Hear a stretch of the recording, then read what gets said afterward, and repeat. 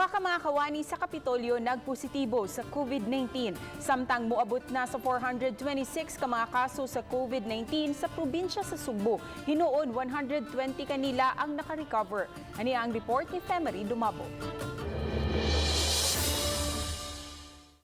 Giangko ni Gobernador Gwen Garcia nga duha sila mga kawani ang positibo sa COVID. Pulos kini mga babae nga taga-dakbayan sa Sugbo ug Mandawi City.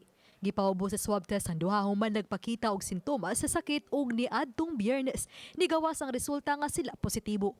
Usa kanila kawani sa Provincial Disaster Risk Reduction and Management Office, kon PDRRMO, gipaubos ng duha sa isolation.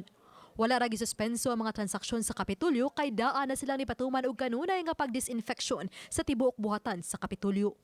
Samtang niabot na sa 426 ang mga COVID cases sa probinsya sa Sugbo. Apan 269 na lang kanila ang active case. Kaang 120 na ang nangaayo. 37 ang namatay diin 32 ang incidental COVID case. Ining 269 ang hospitalized 84, home quarantine or facility na quarantine facility 39 or 9.2%. O ang mga asymptomatics 146 or Samtang atol sa press conference ni Gobernador Garcia kagabi, iyang gitubag ang mga pangutanas sa uban kung nganong sagad dili siya magsulob og face mask.